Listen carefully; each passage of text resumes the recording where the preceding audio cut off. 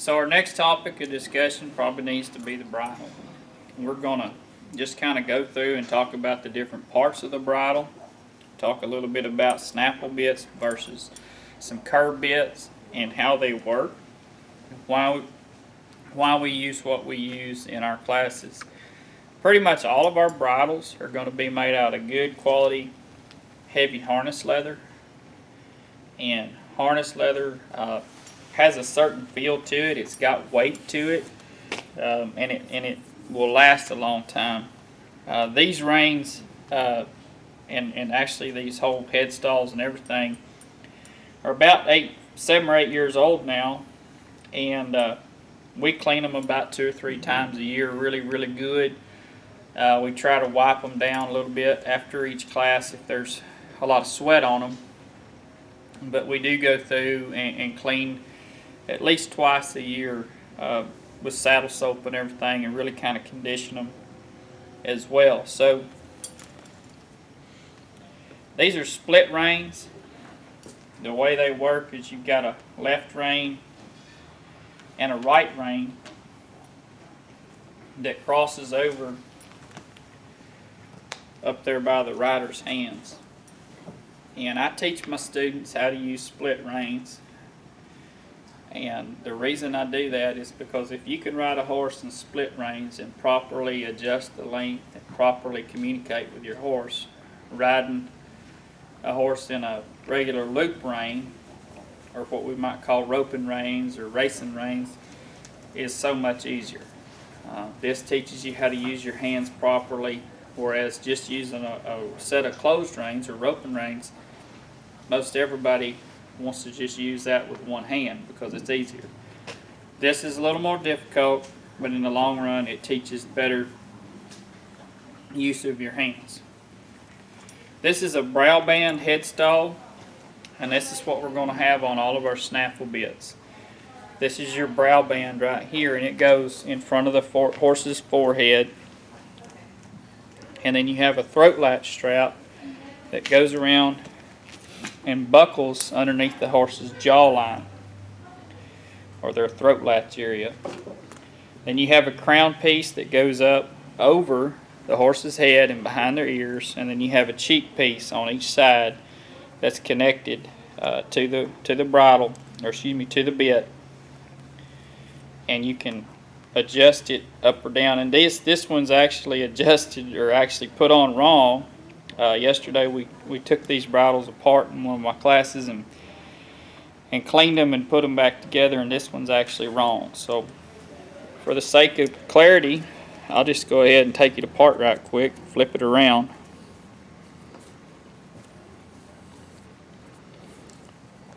These are tied on with just little pieces of latigo leather.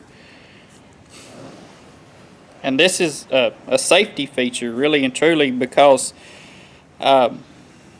if something was to happen, that horse was to get hung up,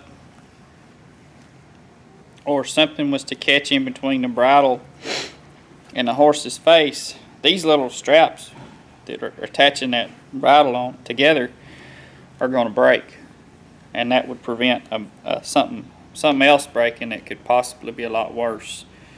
I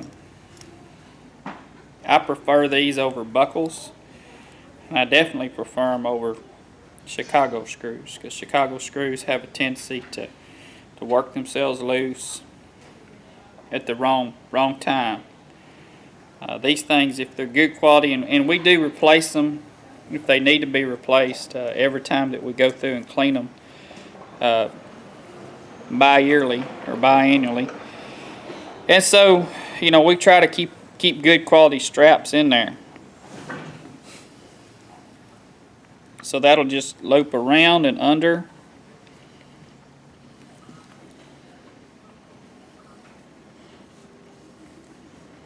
At least twice, sometimes maybe 3 times if you have the room. And then we just kind of start pulling that thing down tight.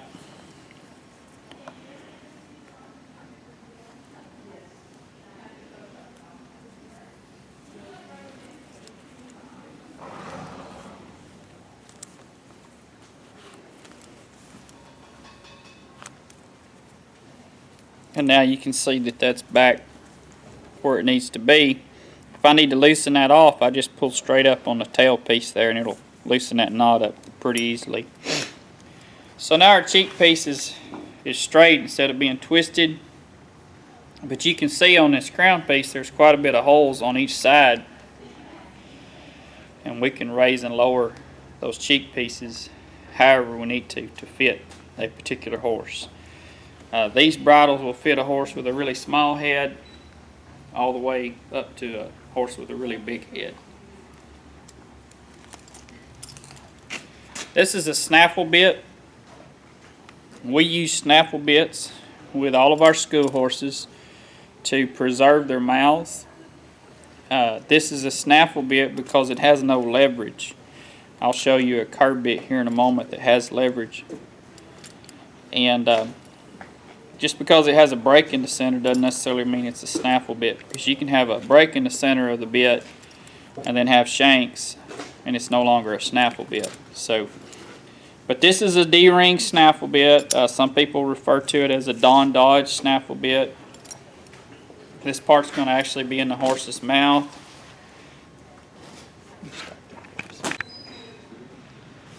So our snaffle bit, again, is just a broken mouthpiece snaffle. You can have snaffle mouthpieces that have anywhere from a chain to 2 to 3 pieces. Sometimes you'll have them that have even like a solid straight bar through here, and that's still considered a snaffle bit because there's no leverage. And what I mean by leverage is if you put 2 pounds of pressure on these reins, the horse is going to feel 2 pounds of pressure in his mouth. As long as it's a ring type bit, it'll be a bit with no leverage.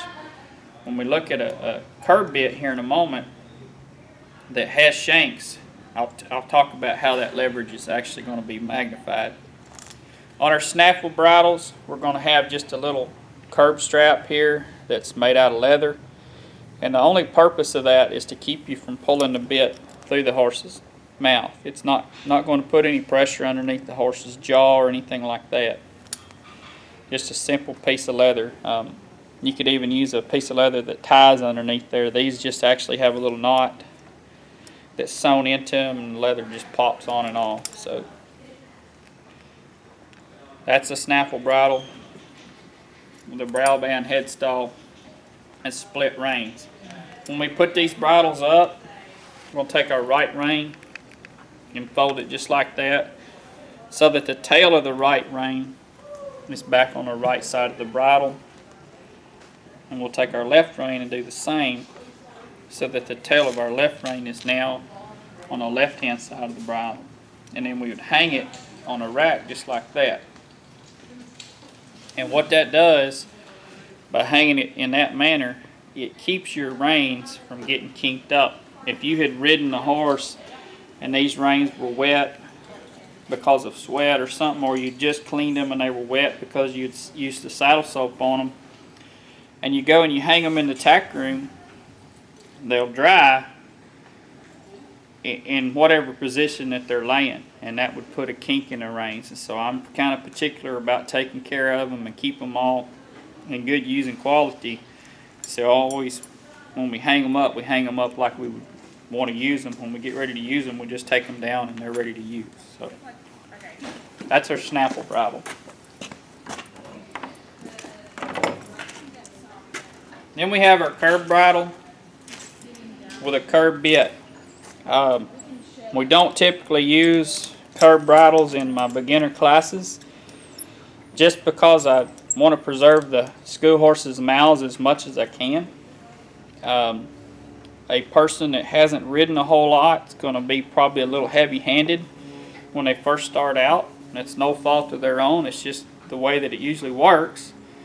And if I put somebody that's just learning, that's a little heavy-handed on a horse with a curb bit, they might just pull a little too hard and cause some accidents or cause some mishaps that we can prevent by using that snaffle bit that's a lot more forgiving in the horse's mouth. In my more advanced classes, we will occasionally get to the point where we use curb bits, and then also I'll have occasionally I'll have a horse or a rider that I feel like could be, do a little better in a curb bit, and so I'll have the student transition to that.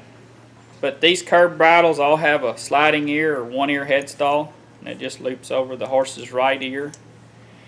And then this particular style just has a buckle on one side. You can have them that have buckles on both sides and adjust, but this just has a buckle on the left hand side. You'll notice that this curb bit or curb bridle has harness leather reins as well.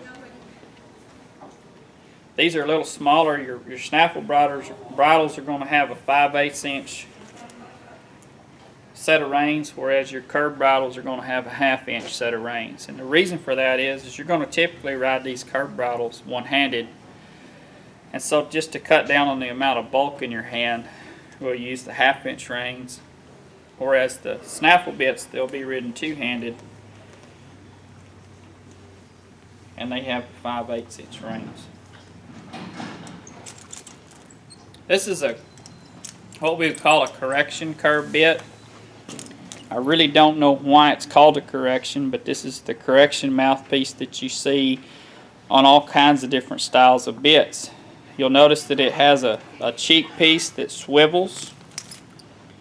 That cheek piece is going to swivel again in the center at the edge of about a 1-inch port.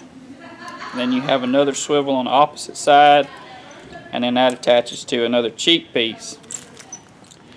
This particular bit, as it's in the horse's mouth, will kind of collapse and be held kind of like that, and then when the rider picks up on the bit,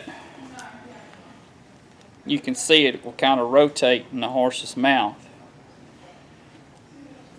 This particular curb bit is going to have a curb chain that it's ridden with, and that's going to go underneath the horse's jaw.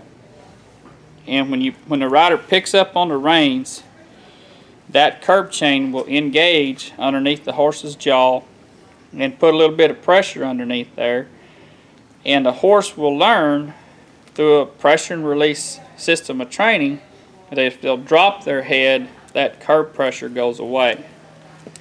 And so we teach our horses to kind of pack these curb bridles around, and we teach them to kind of give to that pressure, not only to the bit in their mouth, but to the curb chain pressure underneath their jaw.